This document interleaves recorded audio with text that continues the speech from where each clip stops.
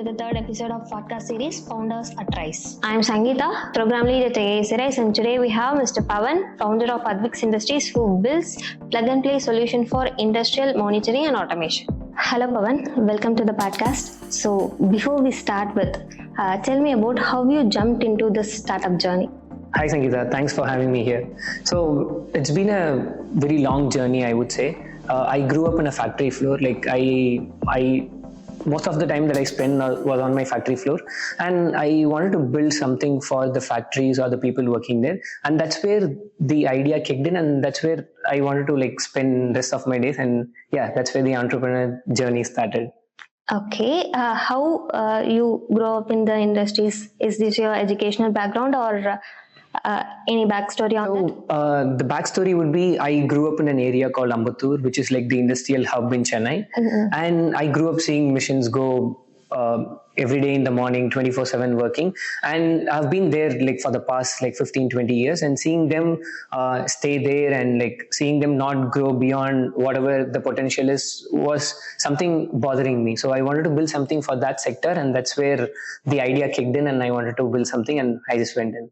So, yeah. What does actually bothered you in those industries? Right from having the exposure to internet, YouTube, Google and everything, I saw how companies in the West move, but I still see people working on manual lathes, use pen and paper for everything. The digitization part has not even started in many factories. If you take Coimbatore, Chennai, Bangalore, in most places you find a lot of industries, but they are still far back, so 40 years back compared to the Western culture. So we wanted to bring that to the next level, and that's where we started working on it, and that was the bothering thing, I would say. Yeah. Okay, you're building a solution for and automating something in the industries to reduce the labor power to the manpower, etc. What is your exact product? Does it integrate both hardware and software, or how it works? Our hardware, we build a hardware and software. So it's like a end solution, we call it. Factories today, they have multiple missions. You cannot say I have 10 of the same missions, right? Factories are like orchestra. You have multiple people playing multiple instruments, but end of the day, it gives you a beautiful music. Similarly, a factory is like an orchestra, and for you to coordinate all these machines together, you cannot just use different hardwares to integrate them together, because they are all built different. And that's where we solve it with our product. So we build a compute engine or a compute product which gets into all the machines that are out there, which understands what the machines are doing, and it will tell you how you can better perform your company and better get efficiency out of the company than whatever you were doing before. So that's what we do. Okay, always the term you said, we. Yeah. I remember the one term called ADHVX Industries. Yeah. What does actually mean? What is the story behind that name, ADHVX? So ADHVX just started off we were looking for an industrial name, and it did not click, but we were looking for the essence of what we are doing. We are doing something different which no other manufacturer has ever did. So we thought, what is the word for it? And in Sanskrit it means doing a different thing in a different way. So that's ADHVX. Okay, different things in the different way. That is what you are doing.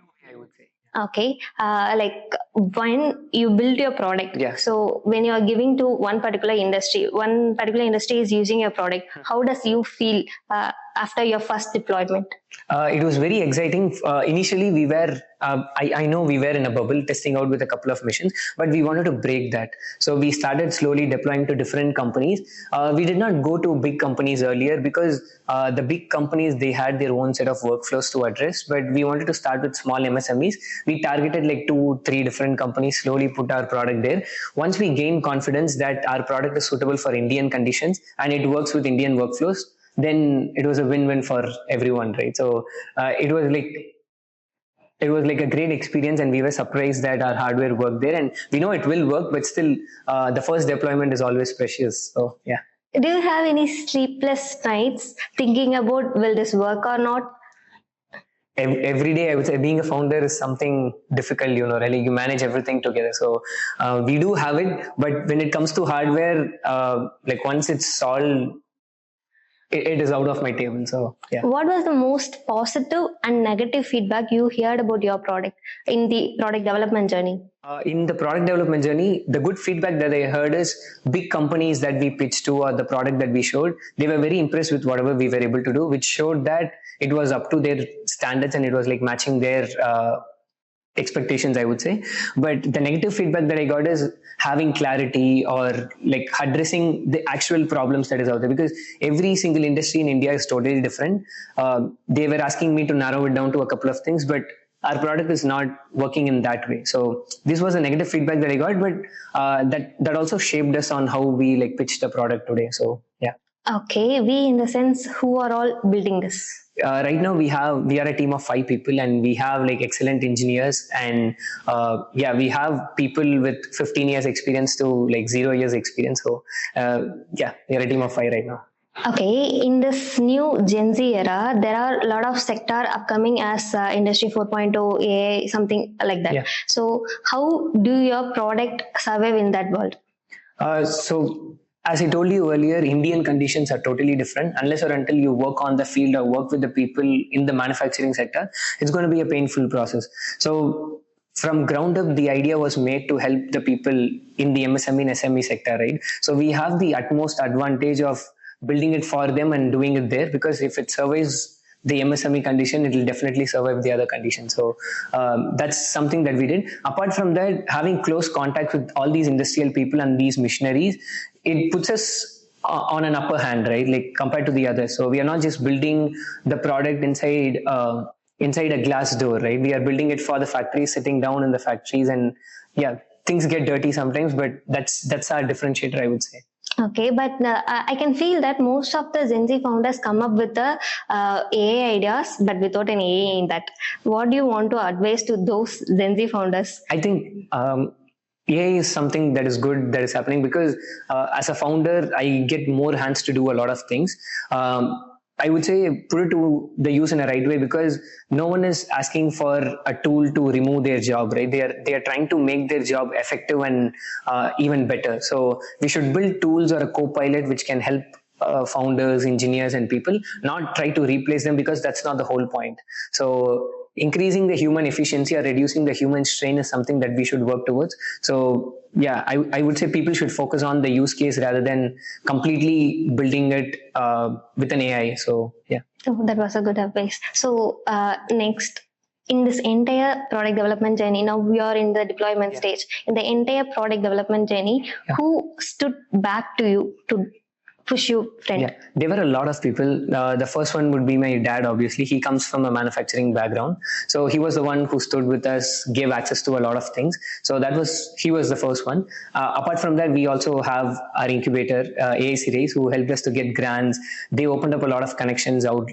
And we also have a couple of mentors who worked at Ather and different companies. So these were the people who actually guided us and helped us to build the product and the company together. So, do you feel in any point that sitting and building a product in one particular sector is nothing without the networking? Definitely, I would say, because when it comes to all these industrial backgrounds or software backgrounds, without contacts or connections, it is very difficult to breach into the market. So why it's important to you in your angle? Traditionally, if you consider all these big giants from Germany, Japan, and US, they have set their part and they have been here for 30 years, and the product is working for the past 30 years without any human intervention. So they set up the standards like that. If a new player is coming into the play, I have to prove myself that it will outlast the 30 years, or it will at least match whatever the other companies are claiming. So breaching such sector and promising them that our product will withstand all the conditions is something very difficult. But if you have the networking and connections, you can actually deploy, prove it, and scale beyond whatever you can. So yeah. Do you have any person in your mind right now which you build a good connection to build this product? Definitely. I think most of the outreach or connections happen through AIC RAISE, I would say. So I think they were my core partner for like opening up to network. So yeah. Pavan, how do you balance your finance part in the entire journey? this entire journey, we were bootstrapped. Since I worked somewhere earlier, I was able to use that funds to build this startup. Apart from that, we also raised a grant from NITI under EIR 2.0 scheme. And right now we also have customers, so we have revenue generation going on. So that kind of helps us out to like close the loop. So yeah. How can we see the ADHVX Industries in 2030?